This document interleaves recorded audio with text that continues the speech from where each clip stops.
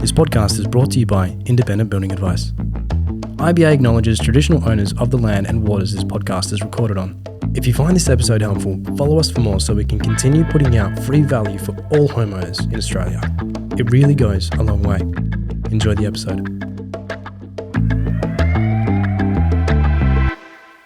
Welcome back to the Home Building Podcast. Thank you very much for, if it's first time listening, thank you very much. And if you've been listening for a while, really appreciate it. Thank you very much. In this episode, we're going to talk about how to find the right builder for you in 2026. This is a hot topic. We get a lot of people asking us about this. It's a service that we provide as a business with our independent building advice business, but it's also a lot of stuff we see online. And what I'm going to try and do today is give you the most unbiased, straight up ways to look at, give you an understanding of different types of builders, the information with each one about how it is. It's very general information. A lot of this is just my experience and my opinion. It does vary per builder, so you've got to do your own research. But the reality is I'm trying to give you an in-depth understanding of how builders work, so you can make the right decision for yourself to when you're going to choose a builder that's right for you and your project. So let's get into it. So really, the first way to start off is there's really three main types of builders out there. You've got large builders, which is volume builders or project builders. You have medium-sized builders and you have small builders. And each one has their pros and cons, and you've got to understand what you're getting into with each one. You see online a lot of people complaining about their builders or this or that, but they're in a category of builder or a builder type where often what they're trying to do, the project they're trying to do is not actually fitting or suiting the right builder that they've chosen. So therefore, what they've got is they've got a builder that, it's like a square peg in a round hole. It's not quite fitting and they're having a bad experience because they're trying to get an outcome from a builder that's not set up for that outcome. Okay, so let's go through that. So big builders, the advantage of a big builder, the great thing about big builders is they are all about volume, all right? Now that's a good or bad thing, but the good thing about volume is buying capacity. So you'll find a big builder will buy, 1 million doors this year, or they're going to buy tiles and bricks and they're going to buy it in great volume and they're going to go to their suppliers and they're going to negotiate a great rate. Okay, and from that great rate, they can actually still apply similar margins to what other builders might do, but in those, they're going to make sure that they're getting a more competitive price and should be a lot better value for money than a medium or small builder because they have the buying capacity. On top of that, they can offer their trades an infinite amount of work. They can say to the trades, I'm going to give you so much work, you're never going to be out of work, provided that you do a good job, and therefore, we're going to we're going to tell you we're going to pay you less money, and therefore but the payoff for that is consistent work, because if a trade's done their job and they don't have another job lined up, that's going to cost them a lot of money. So big builders use that buying capacity as an advantage to them to be more cost effective and better value for money, and they go on volume. Now, with that volume, that means that they have really strict systems and processes because they need to get a lot of people through their systems in the cleanest, easiest way possible. Because if everything went pear-shaped, everybody was doing everything differently, then the problem you're going to have is you're going to find that it's going to be chaotic for them and they won't be able to manage. So they have very strict processes. It's like a production line. And if you break that mold, that really messes up their systems and they're not used to it. Now, this does vary per builder, but this is a very general overview. So with that, with the big builder, if you're trying to do a custom design, which some of them are capable of doing, but you still want to, you're not completely closed it out at the design phase, you still want to make changes, often it's going to break their system and you're going to get what I call the washing machine, which is going to go around and around in circles because their systems aren't set up for that. And you'll find that you lose months of time to fix a small issue or a small tweak or change because they're not set up for that. So you need to make sure that you are really have your ducks in a row of what you want, and you don't want to make lots of tweaks and changes. And often with them, a computer says no. The other disadvantage with big builders is that you are a number and you are one of, in some cases, some builders might be doing 60, 70, 80, maybe even 100 homes a month as a big group through that system. So what's going to happen is that you are going to be a number. You're going to be job 684281. They're not going to know your job intimately. You're going to have lots of different people throughout the business looking after your job at different stages, and they're not going to know your personal story or your personal scenario. They're just going to look at how their systems look after you because it's just volume building, and that's how project building works. But the offset for that, generally, it will be a cheaper price and you'll get, it'll fit your budget better. And I'll go into who this suits in a minute as to which builder I think is best for each one. So that's big builders. On the very other end of that is small builders. So with small builders, what you actually have there is, and sorry, I'll go back to big builders for a second. Sorry. The other thing with big builders is they'll generally have a standard specification. This is what we've got. We use, for example, Caesar stone, and we use this brick manufacturer, which there's not a lot of options out there at the moment, or we use this kind of tile company that we've got out there, and they really want you to stick to that because when you stick to that, you've actually got, you've only got a limited amount of information there of what they want there because that's who they're buying capacity with. And if you go to another supplier, that often will throw out their systems because they're going, well, we don't have a relationship with them. We don't trust them to deliver the materials on time. We don't know if it's going to be discontinued with that particular product. And that really throws the systems out. So big builders are all about, you got to do it our way or it's the highway. And that's really what they want. And in this market, when they're incredibly busy, if you cancel or whatever, they don't really mind because they've got plenty of volume behind that. Okay. You're most likely with those sort of builders to get a price rise too if you're outside your price war period because they've got really strict prices. They'll have a strict price war period. If you fall outside of that, your titles are delayed or you can't get planning approval or you delay it in some way or you can't get finance, your likelihood, not always, but your likelihood of a price rise is pretty high, okay? And not that the builders want to pass that on, but they're working on tight margins and they need to cover their own costs. So something to look out for with them. So the other side of that scale is small builders. If you have a small builder, small builders are great.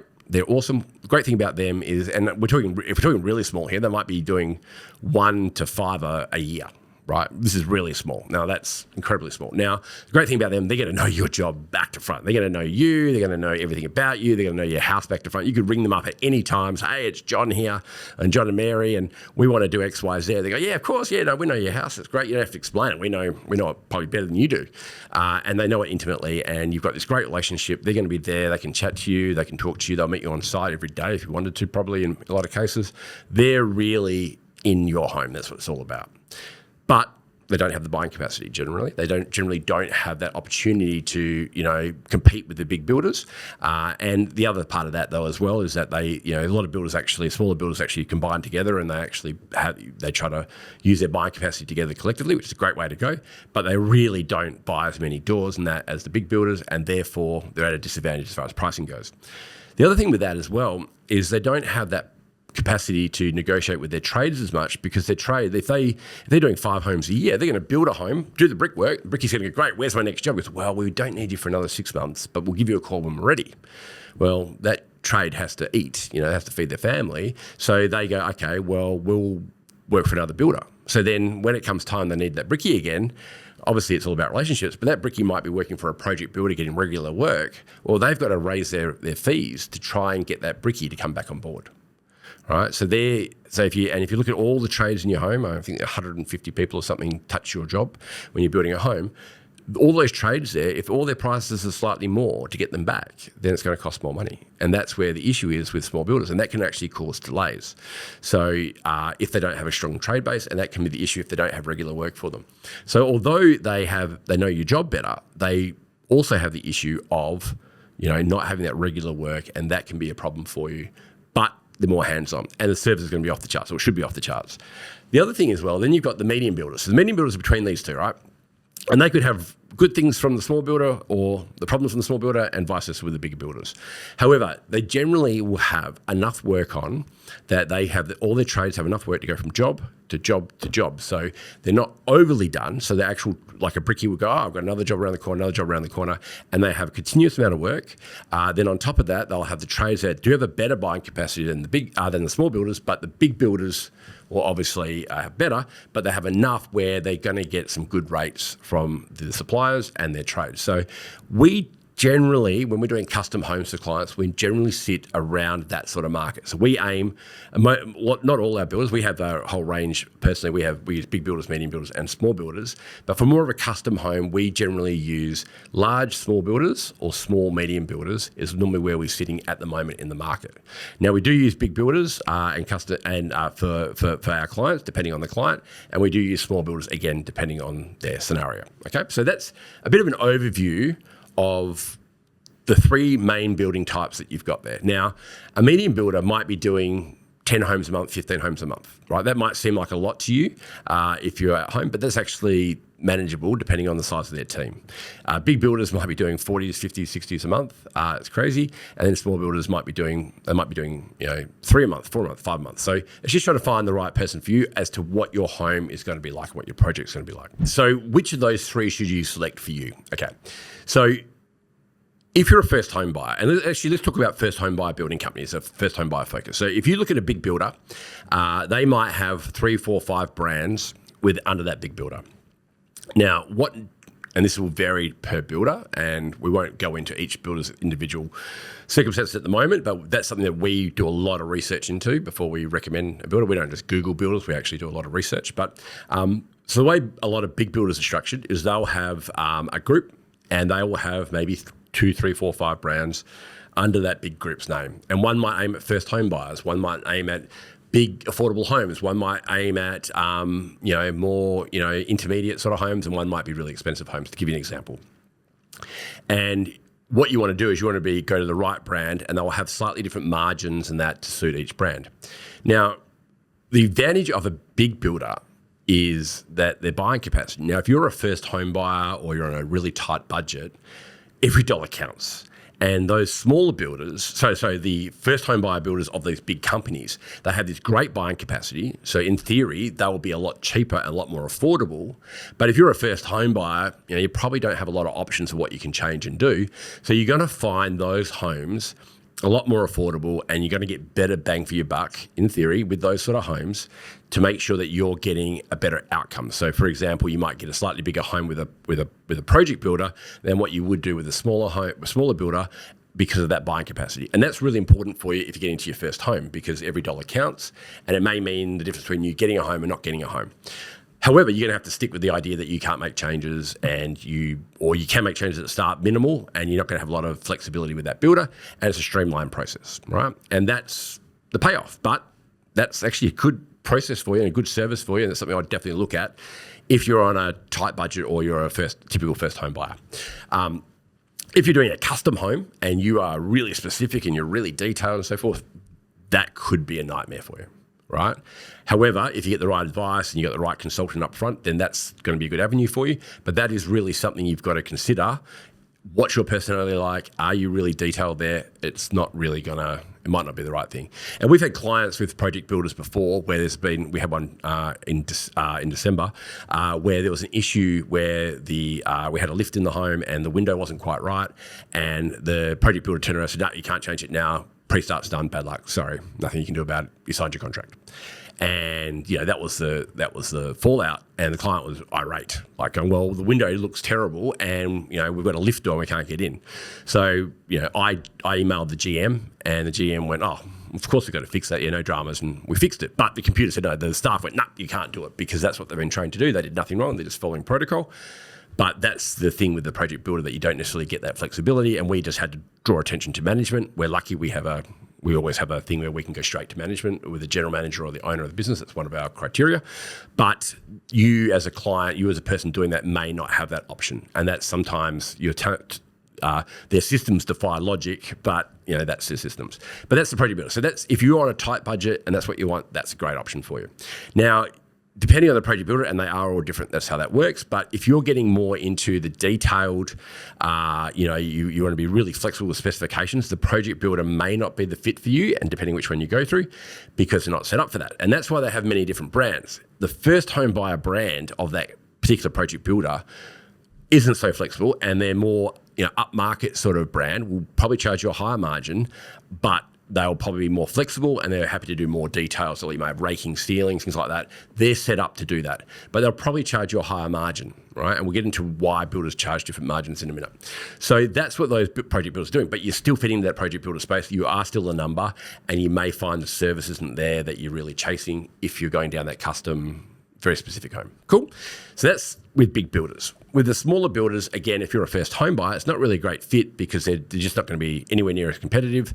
Unless you've got a good first home buyer budget, you've got to find it's pretty limiting to what you're looking at. So I'd go to the project builder space. Also, project builders will tend to have the strong trade base, and they're generally going to build that home quite quickly for you, in theory, provided you get the right builder, and that's going to help. So hopefully that clears it up. A medium builder will be a bit of both Okay, so if you're going for a really good custom home and you're going to be really specific, then I would generally lean towards the medium-sized builder because they're going to give you a combination of flexibility, right, as well as know who you are, as well as be across that job, and you're going to get good build times, got a good trade base.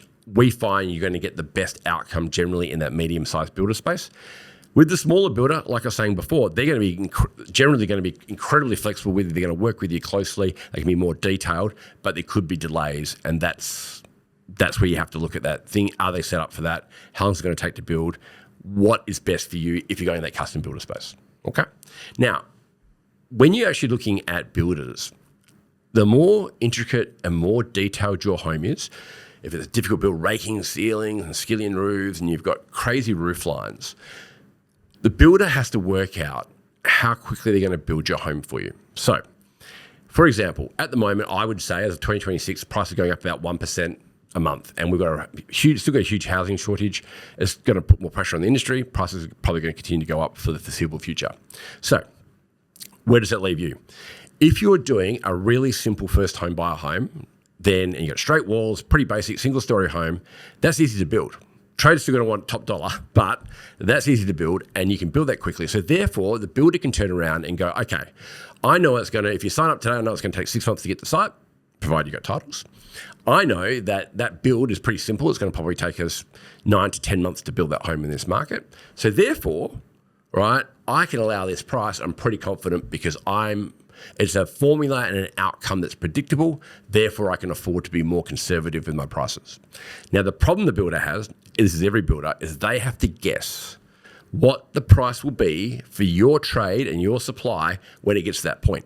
So if you sign up today and I've got a 6-month price hold period, I can predict that when the slab goes down, let's say it's in 6 months' time, what that slab's going to be. And they're allowing for that. They're allowing for increases.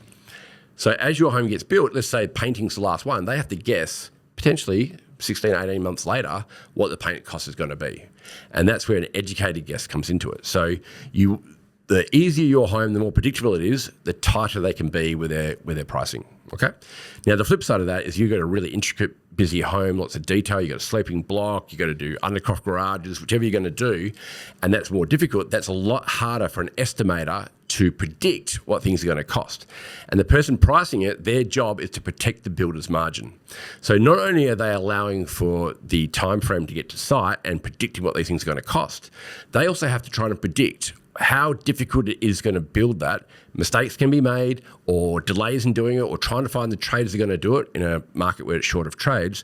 That difficulty level, they have to try and figure that out as a prediction in the future.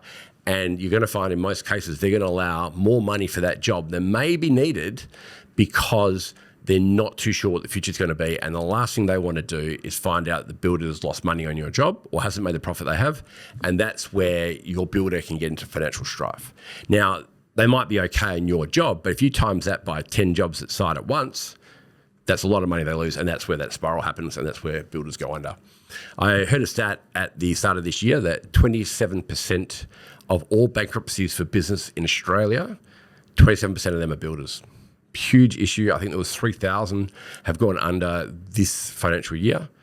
We do a lot of background checks on that stuff, but that's something that we can't really cover about how to do those background checks. We'll show you what we do at the end of this video.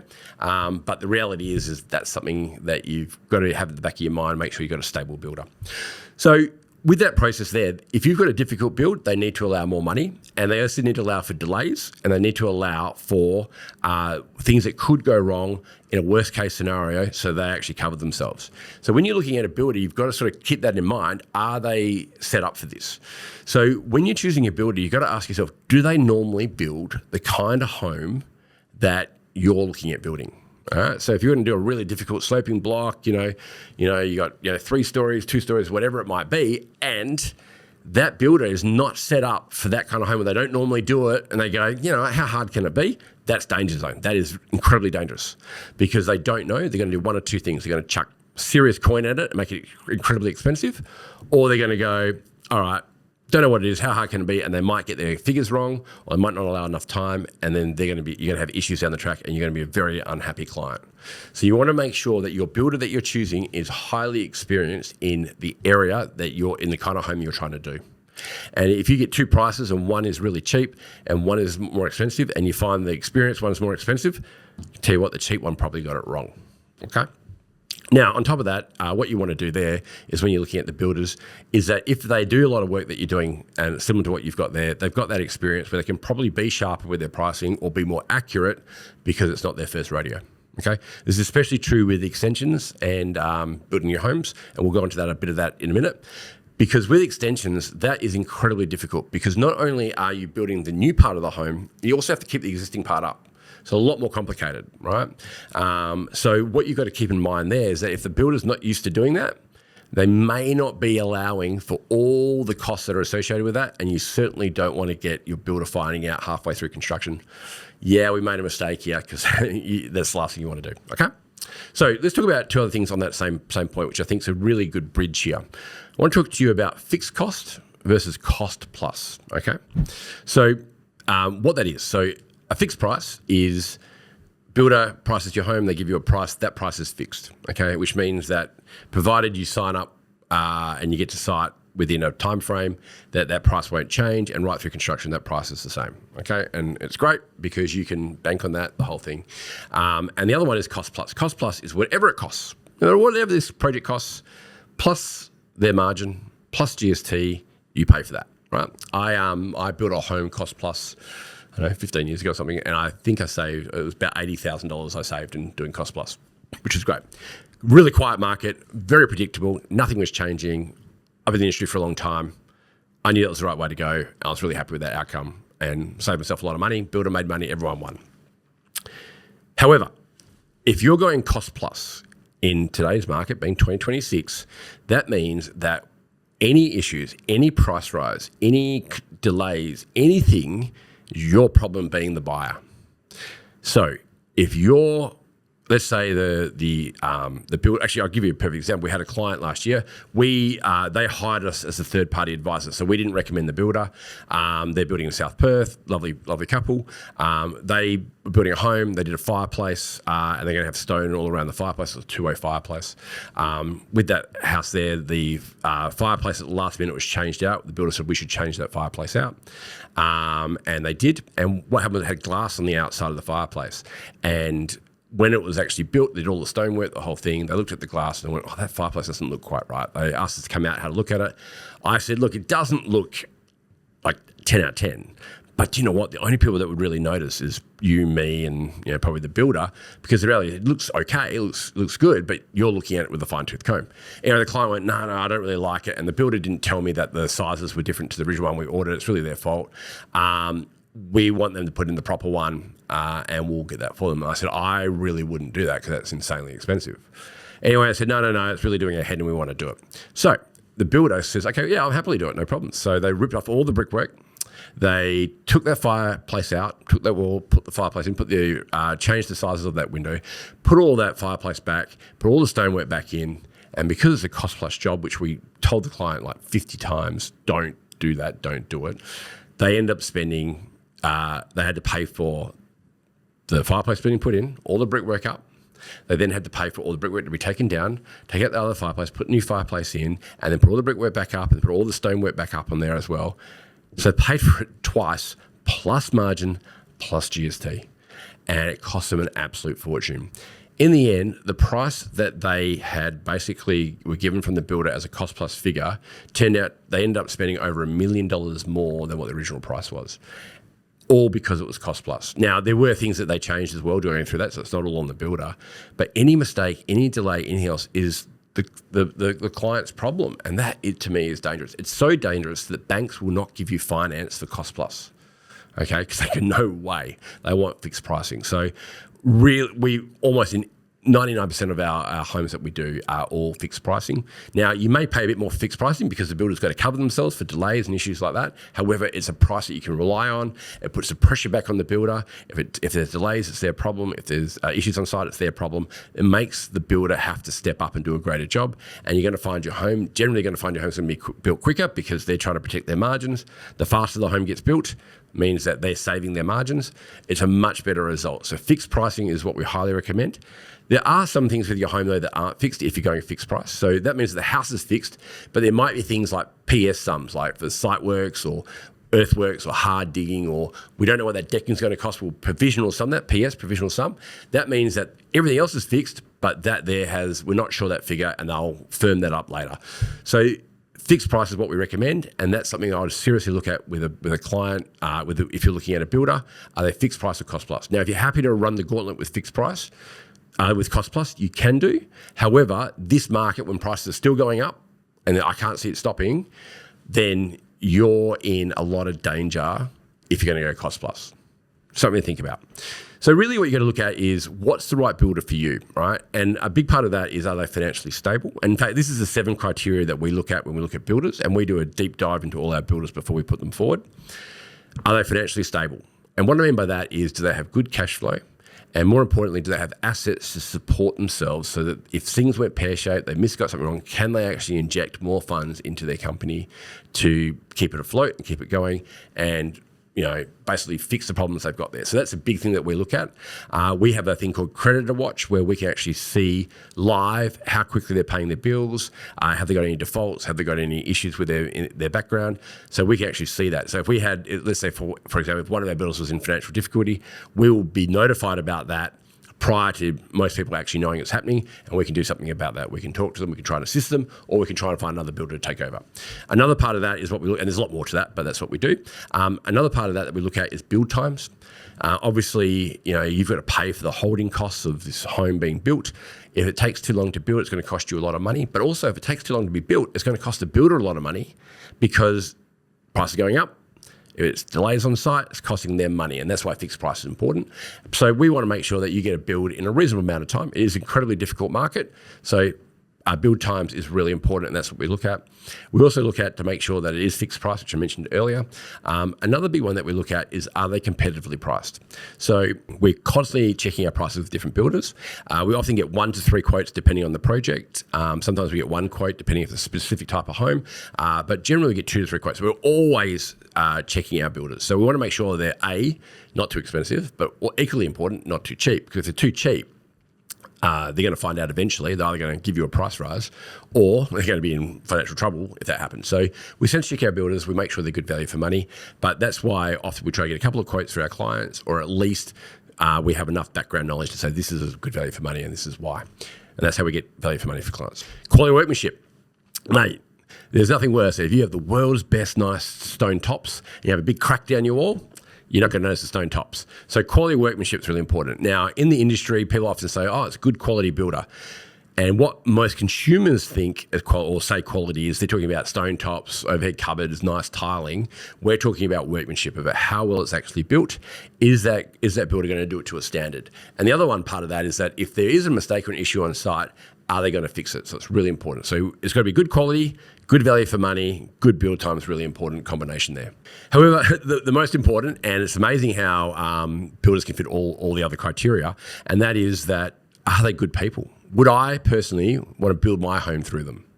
Are they responsive? Do they talk to us? One of the other criteria we have is good communication, and they talk to us throughout the process. But do I like them? Do I feel that they're going to try and do the best thing for me? Would they build just anything they can do, or are they arrogant? We want to make sure they're really good people, fun to work with. They're going to give us the best outcome for if it was me doing it, let alone for our clients. And if they don't meet that criteria, they're not for us. In fact, that's probably the most important criteria. Would we build for them ourselves? It's a great litmus test. Now, there's other criteria that we look at when we're choosing builders. This is hard for someone who doesn't do this every day doing it. This is a service that we provide at Independent Building Advice. But this podcast isn't about what we do. It's more about what you can do for yourselves and what to look at, and trying to find the right builder in the right category for you. So that sort of gives you an overview of the building industry. We've got just a bit of a sum up there. We've got small builders, medium builders, and big builders. You've got fixed price, cost plus, and you want to find the right builder for you. Ideally, someone experienced in the market or in the kind of home or project that you're doing. It's really important. The 7 criteria I mentioned, look, we do a lot of deep dive research into those to make sure that we are meeting all 7 criteria. It's not just 1 or 2 or 3 or 4 of the criteria. A lot of builders don't meet that for us, and therefore we don't recommend them. And we've got we actually have 21 builders. We have a combination of small builders, medium builders, and big builders. Some just do extensions, some just do renovations, some do $1 million plus they're good value, but below they're not, and vice versa. We do a lot of research there. Now, if this is something, if you want to help from us doing it, and everything I said in the podcast seems way too hard and he wants to help us, it doesn't really cost you any more than going to, in fact, we save you money going to the builder directly because we bypass the builder salespeople and we actually go directly to the management and it saves you money. But this podcast is about giving you the information if you want to try and do this yourself. Hopefully we've helped you with that today. We would really be interested to hear your comments below as to what was your experience. Did you go cost plus and it worked out okay, or fixed price? Did you choose a big builder and you chose a small builder? What's some of your experiences in the comments below? We will respond to you, so we want to hear your stories because it helps us. If you're not doing it already, please follow us and we look forward to seeing you next week.